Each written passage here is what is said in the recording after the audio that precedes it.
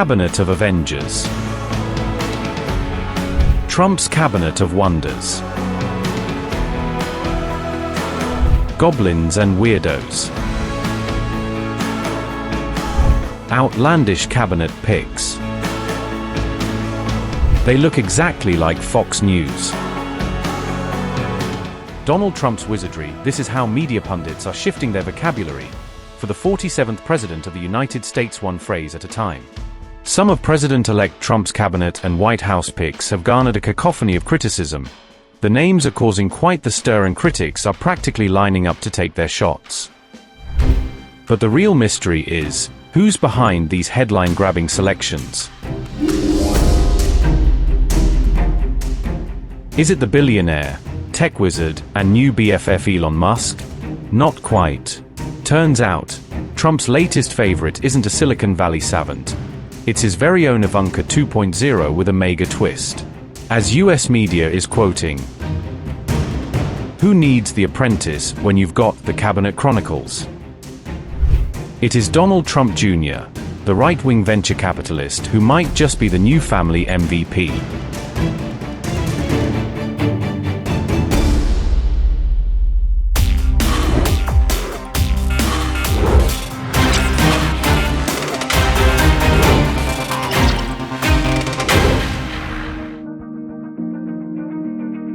Bill McGinley,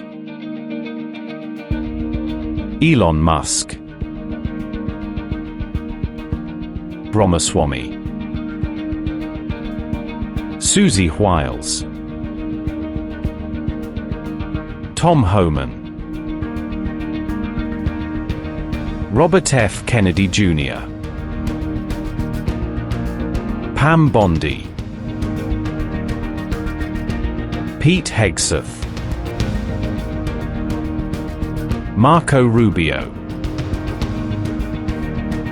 Mike Waltz, Tulsi Gabbard, Kristi Noem, Elise Stefanik, Steve Witkoff,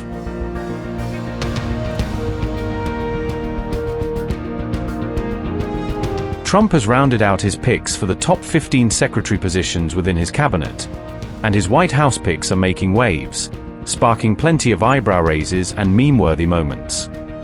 Trump's appointment of Fox and Friends Weekend co-host Pete Hegseth as Secretary of Defense has sparked outrage from critics. Matt Gaetz, Tulsi Gabbard, and his other checkered nominees have sparked quite the uproar. Hold on to your hats, folks. Wrestling icon Hulk Hogan, a vocal supporter of Donald Trump, hinted at a potential role in Trump's second term. In an interview with Fox News, Hogan shared that the president-elect seemed open to the idea.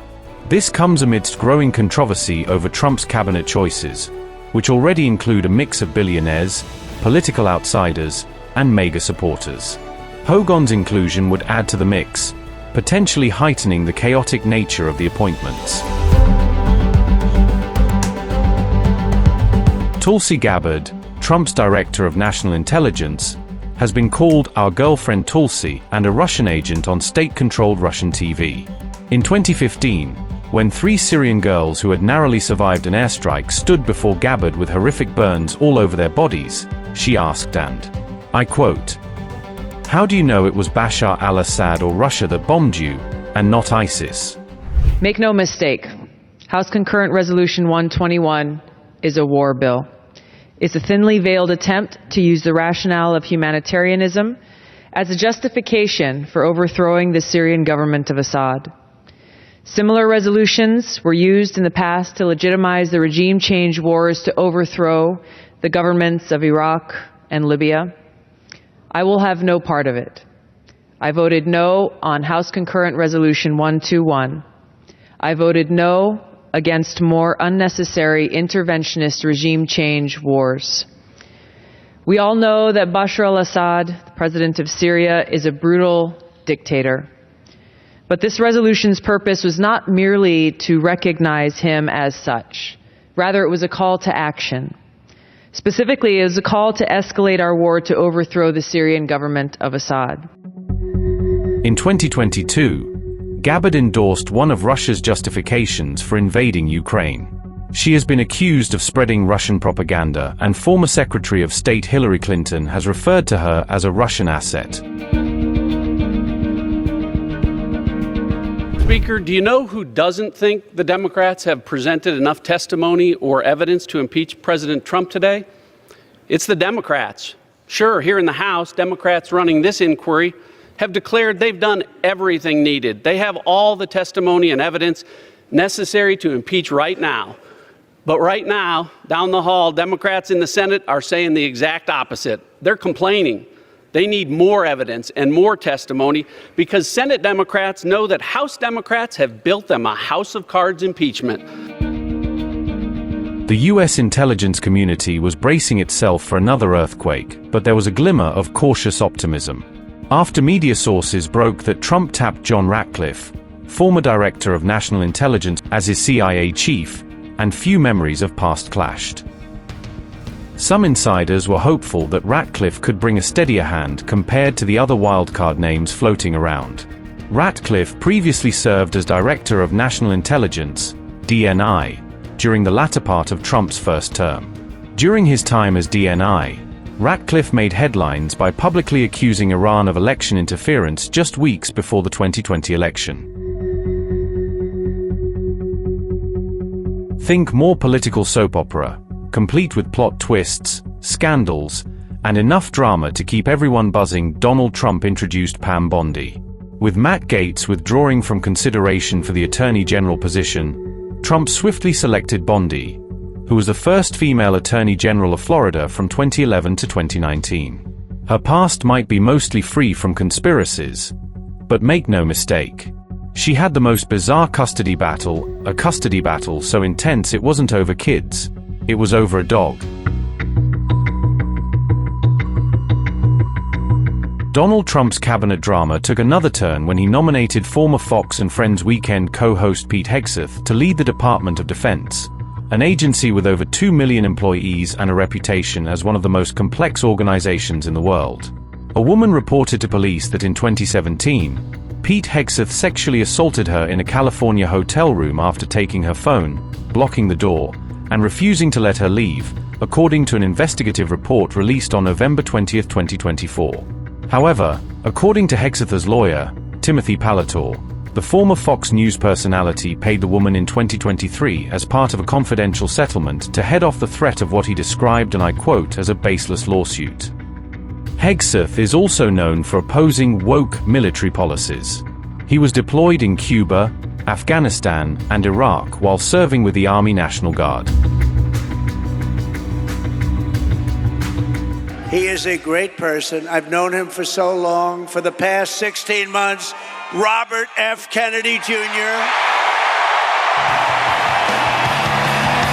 I will tell you, we are both in this to do what's right for the country. That's one thing I can tell you. The food that you're feeding them is not filled with chemicals that are going to give them cancer and chronic disease.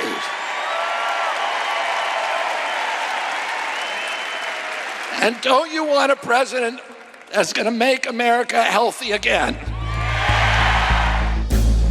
President-elect Donald Trump has picked Robert F. Kennedy Jr., an anti-vaccine activist who dropped out of the 2024 presidential race and endorsed Trump, to lead the Department of Health and Human Services. Trump's decision to appoint Kennedy to oversee the Department of Health and Human Services has sparked considerable debate due to Kennedy's views on vaccine safety and public health.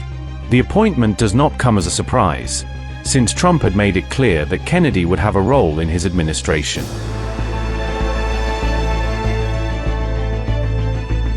Donald Trump has rehired Tom Homan, the controversial former acting director of ICE and a key figure behind the zero-tolerance family separation policy during his first term. Known for his hardline stance on immigration, Homan once told Congress that undocumented immigrants should be afraid of deportation. His tenure saw a record number of children taken into U.S. custody, fueling criticism from immigrant rights groups and igniting a national debate over their treatment.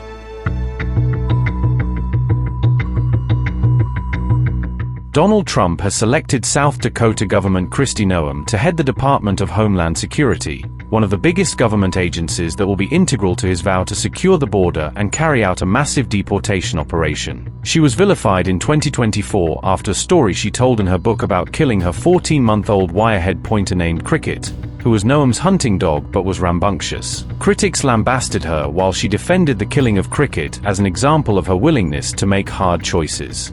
She has aggressively described the US border with Mexico as a war zone when she sent the troops there, saying they'd be on the front lines of stopping drug smugglers and human traffickers.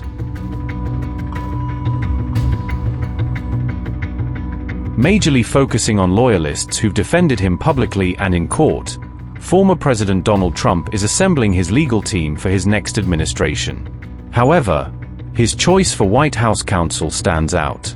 William McGinley, a seasoned Republican election lawyer, is not a vocal Trump advocate but brings extensive legal and political experience to the role. When Trump returns to the Oval Office, McGinley will step into the challenging role of White House counsel. The position comes with high stakes, as Trump has a history of pushing legal boundaries. During his first term, previous counsels Don McGahn and Pat Cipollone clashed with Trump over plans they viewed as illegal or unwise, eventually falling out of favor. Trump announced 12 cabinet picks within the first 12 days of his transition. Barack Obama and Joe Biden took nearly 40 days to make the same number of picks. Trump's cabinet is getting a facelift, with younger leaders stepping up and women taking a bigger role. It is a mix of fresh talent and familiar faces, setting new milestones for women, people of color, and the next generation of leaders. Sure, it's not perfect on the diversity front, but it's a peek into how Trump is shaking things up this time around.